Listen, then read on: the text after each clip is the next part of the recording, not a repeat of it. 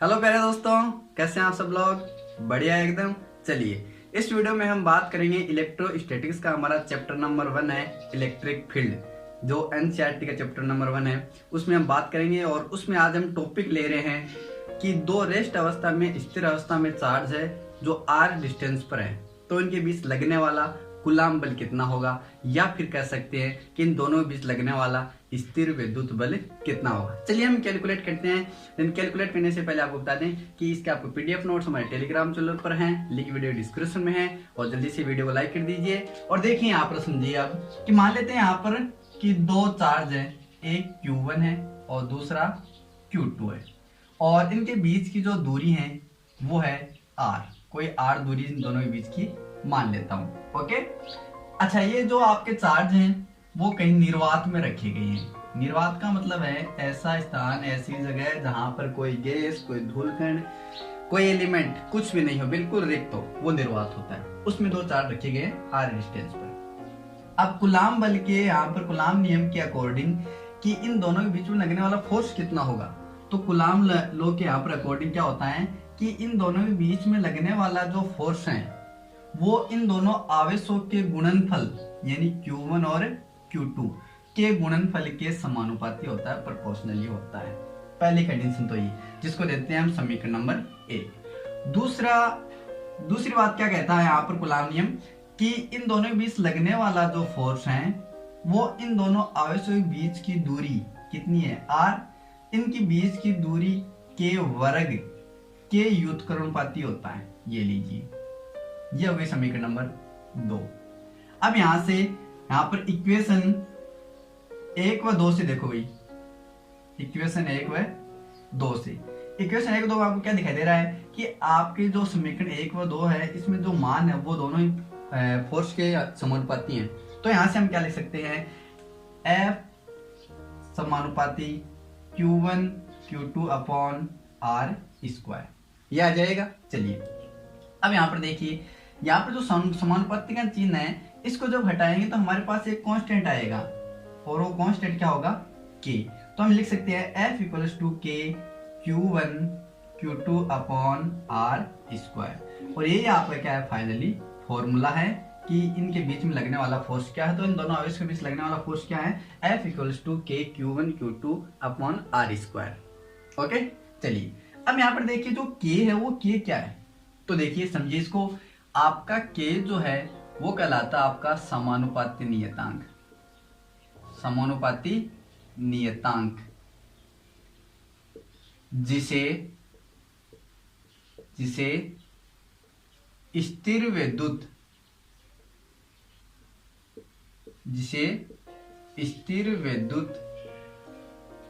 नियतांक कहा जाता है। आगे बात समझ में, यहाँ पर K जो वो क्या कहलाएगा, समानुपातिक नियतांक, जिसे हम क्या कहेंगे, स्थिर विद्युत नियतांक कहेंगे। चलिए अब यहाँ पर जो K है उस K की वैल्यू होती है 1/4 पाई एप्सिलॉन नॉट। यदि मैथमेटिकल रूप में देखना चाहें तो इसकी वैल्यू होती है 9 × 10⁹ न्यूटन मीटर स्क्वायर और कूलाम स्क्वायर। ये इस K की क्या होती है, वैल्यू होती है। अच्छा, यहाँ पर देखिए अब अपॉन में एक एप्सिलॉन नॉट आ रहा है यहाँ पर, तो एप्सिलॉन नॉट क्या होता है, तो इसे भी समझिए। आपका जो एप्सिलॉन नॉट है वो कहलाता है निर्वात की विद्युतशीलता। क्या कहलाता है, निर्वात की विद्युतशीलता। और इसकी वैल्यू होती है आपकी 8.85 और into 10⁻⁻12 coulomb square newton metre square.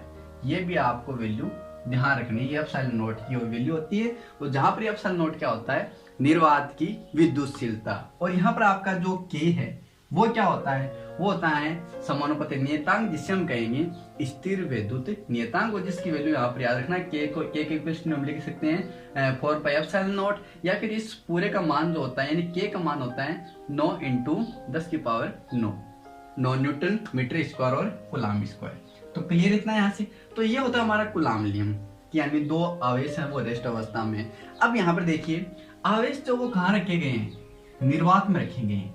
यदि यही आवेश कहीं माध्यम में रख दें, चलिए इसको समझते हैं। मान लेते हैं कोई दो आवेश हैं किसी माध्यम में रखे गए हैं, ठीक है, ध्यान रखना माध्यम में रखे गए हैं। तब देखिए यहाँ पर जब निर्वात में था तब उस पर फोर्स क्या था, यहाँ देखिए F इक्वल्स टू के Q1 Q2 upon R square, ये था जब निर्वात में हमारे ये दो आवेश रखे गए थे, ये फोर्स था। अब यहाँ पर देखिए यदि हम माध्यम में रख दें तब यहाँ पर वैल्यू होगी चेंज किसकी, के की। यहाँ पर के इक्वल्स टू होगा 1 अपॉन 4 पाई एप्सिलॉन। एप्सिलॉन होगा यहाँ पर, न कि एप्सिलॉन नॉट। एप्सिलॉन नॉट तो क्या होता है, निर्वात की विद्युतशीलता, और यहाँ पर जो एप्सिलॉन है वो क्या होता है, यहाँ पर आपका जो एप्सिलॉन है वो कहलाता है माध्यम के सापेक्ष, माध्यम के सापेक्ष विद्युतशीलता। आई बात समझ में? यानी यहाँ पर जो एप्सिलॉन है वो कहलाएगा माध्यम के सापेक्ष विद्युतशीलता और एप्सिलॉन नॉट कहलाएगा निर्वात की विद्युतशीलता। तो हम इस फॉर्मूले को क्या लिख सकते हैं, यदि माध्यम में कहीं रखे गए तो मैं कहीं यहाँ लिख रहा हूँ, ठीक है। तो इस माध्यम के लिए हम फॉर्मूले में लिखेंगे F equals to 1 upon 4 pi epsilon और Q1 Q2 upon R square. यह आपका फॉर्मूला किसके लिए हो जाएगा, किसी माध्यम के लिए, और यह फॉर्मूला हो जाएगा किसी निर्वात के लिए। तो ये था हमारा कि दो आवेश हैं, तो दो आवेश हम रेस्ट अवस्था में निर्वात में रख लिए, हमने माध्यम में रख लिए, तो उस पर लगने वाला फोर्स क्या होगा दोनों आपस में। तो ये मैंने आपको डिटेल में बता दिए, और इन वैल्यू को आप थोड़ा ध्यान में रखना। यदि आपको कह दे कि आपकी R जो है वो आधी हो जाए, तब R क्या हो जाए, आधी हो जाए, तब इस पर लगने वाला जो फोर्स है वो क्या होगा, ठीक है। ये एक न्यूमेरिकल देखिए आप क्या कहा है, ध्यान से समझना। किसी निर्वात के अंदर आपको इस प्रकार एग्जांपल दे दे, वो न्यूमेरिकल दे दे कि किसी निर्वात के अंदर दो आवेश स्थिर अवस्था में Q1 और Q2 और उनके बीच की दूरी जो है वो आधी कर दी जाए, तो तब उस समय उन दोनों पर लगने वाला फोर्स क्या होगा, कितना होगा, कैलकुलेट कीजिए। तो चलिए यहाँ पर करते हैं। अब यहाँ पर देखिए R क्या है, आधी कर दी हमने, और हमारा जो वैल्यू होती है फोर्स की वो कितनी होती है, के Q1 Q2 upon R square, ठीक है। ये तो हमारा फोर्स होता है। अब R की वैल्यू यदि आधी कर दी जाए तब देखो मैं F डैश से लिख देता हूँ इसे, तब क्या होगा Q1 Q2 upon R upon 2 का स्क्वायर, क्योंकि R की जगह हमने क्या रख दिया है, R अपॉन 2, यानी आधी कर दिया मैंने यहाँ पर। तो अब यहाँ से क्या आ जाएगा, F डैश इक्वल्स टू, ऊपर जाएगा तो ये 2 का स्क्वायर कितना होगा, 4, और आ जाएगा K Q1 Q2 और अपॉन में क्या बच जाएगा, R स्क्वायर बच जाएगा, ठीक है। और यहाँ से देखिए F डैश इक्वल यहाँ पर आ जाएगा 4। अच्छा, ये जो वैल्यू है वो पूरी क्या लिख सकते हैं हम, F लिख सकते हैं, क्योंकि F इक्वल है, तो ये क्या आ जाएगा F। यानी यहाँ पर आप क्या देख पा रहे हो कि आप यदि दूरी आधी कर देते हो दोनों आवेशों के बीच की, तब आप पर आपका लगने वाला जो फोर्स है वो 4 गुना हो जाता है। वो फोर्स कितना हो जाएगा, 4 गुना हो जाएगा। तो इस प्रकार आप न्यूमेरिकल इसके कर सकते हो। चलिए प्यारे दोस्तों, अब समझते हैं कि इस कूलाम नियम का सदिश निरूपण कैसे किया जाता है। तो देखिए समझिए, इसे मैंने लिख लिया ताकि आपका टाइम में बच सके। तो देखिए यहाँ पर ये है x एक्स और ये है y एक्स। इसके अंदर, इस 2D के अंदर कोई दो आवेश रखे गए हैं, Q1 और ये Q2, ओके। और यहाँ पर जो ये R1 और R2 आपको वेक्टर फॉर्म में दिखाई दे रहे हैं, ये क्या है, ये R1 आपका है मूल बिंदु के सापेक्ष, इस मूल बिंदु के सापेक्ष Q1 चार्ज का स्थिति सदिश, और आपका R2 जो वो क्या है, वो है इस मूल बिंदु के सापेक्ष, और आपका चार्ज है Q2, इसके सापेक्ष स्थिति सदिश, ओके। और यहाँ पर जो ये R21 है, ये क्या है, ये आपका है चार्ज Q1 के सापेक्ष चार्ज Q2 का स्थिति सदिश, और आपका R12 जो है वो है कि आपका चार्ज Q2 के सापेक्ष आपका चार्ज Q1 का स्थिति सदिश, ठीक है, इसके सापेक्ष।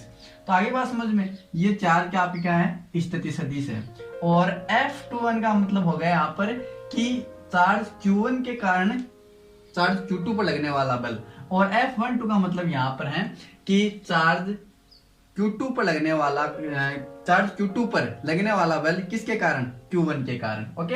अब यहाँ से आगे देखिए, Q1 आवेश के द्वारा यदि किसी Q1 आवेश के द्वारा Q2 पर जो फोर्स लगता है उसे हम क्या लिखेंगे, F21, यानी 1 पर फोर्स लग रहा है किसके कारण, 2 के कारण, तो उसे हम क्या लिखेंगे, कूलाम नियम हम पढ़ते ही हैं कि K Q1 Q2 upon R square, और यहाँ R क्या लिखेंगे, R21 ये लिखेंगे, ठीक है। और यहाँ पर एकांक ये सदिश आ जाएगा। इसी प्रकार हम अब 2 के कारण 1 पर लगने वाला फोर्स क्या होगा, तो उसको हम ऐसे लिख सकते हैं, ठीक है। यहाँ पर केवल 1 2 और 2 1 का ही फर्क है, ये चीज हमने 2 लिख ली है, ये फोर्स आ गया। अब हमें वैल्यू चाहिए यहाँ पर R12 की और R21 की, तो हम इसे वैल्यू निकाल सकते हैं। तो इसे वैल्यू जो निकालेंगे वो किस नियम से निकालेंगे, वो हमारे निकालेंगे त्रिभुज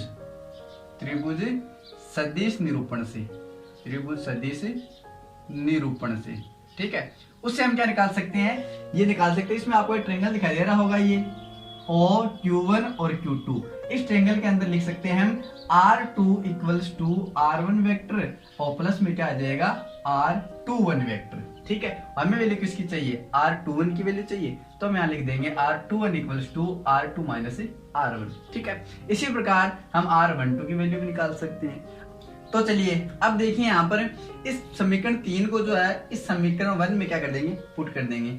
R21 की वैल्यू यहाँ से रखेंगे, पुट करेंगे, तो हमारे पास ये समीकरण आ जाएगी, ओके। अब यहाँ से देखिए आपका जो R21 है वो एकांक सदिश है, और एकांक सदिश को हम लिख सकते हैं, यहाँ पर मैंने साइड में फॉर्मूला लिख दिया है, सदिश और अपॉन में क्या आ जाएगा, उस सदिश का मापांक, तो ऐसे लिख दिया। तो हम इसको क्या लिख सकते हैं, इस फॉर्म में लिख सकते हैं, ओके। और यहाँ से R21 की जो वैल्यू है वो हमने यहाँ पुट कर दी, जो अभी यहाँ से निकाली है। अब यहाँ से भी देखो R21 और R21 है, तो इसकी वैल्यू हमें पहले से निकाली गई, तो इसकी जगह भी वैल्यू पुट कर देंगे। तो मैंने यहाँ पर ये वैल्यू पुट कर दी और यहाँ पर वैल्यू पुट कर दी, ओके। नीचे वाली स्क्वायर है, ये एक और मल्टीप्लाई में, तो कितनी हो जाएगी, क्यूब, और ऊपर ये रह जाएगी, ठीक है। ये किसके आई है, ये है आवेश 1 के ऊपर लगने वाला बल, किसके कारण, Q2 के कारण लगने वाला बल। इसी प्रकार यहाँ पर फोर्स 1 2 के कारण लिख देंगे, तो सेम यही कंडीशन आ जाएगी। यहाँ पर जो R12 है, तो R12 वाली ये मान यहाँ पर पुट कर देंगे, तो हमारे पास ये समीकरण आ जाएगी, ये 5 नंबर समीकरण और ये 6 नंबर समीकरण। समीकरण 5 और 6 से देखिए क्या फर्क लग रहा है आपको, केवल एक चिन्ह का फर्क लग रहा है आपको, R2 माइनस R1, और यहाँ क्या है R1 माइनस R2, नीचे भी सेम ही बात यही है, और ऊपर वाली ये वैल्यू तो हमेशा आपके पास सेम है 5 और 6 में। तो यानी हम इसको लिख सकते हैं F21 equals to minus F12, यानी कोई आवेश किसी पर कोई बल लगा रहा है उतना ही सामने वाला बल लगा रहा है, इसका मतलब ये हो गया माइनस साइन का, ओके। तो एक मोस्ट इंपॉर्टेंट टॉपिक है जो आपको एग्जाम में अक्सर पूछे जाते हैं। तो वीडियो आपको पसंद आया तो लाइक कीजिए, शेयर कीजिए और चैनल को सब्सक्राइब करना ना भूलें। तब तक के लिए take care and good bye.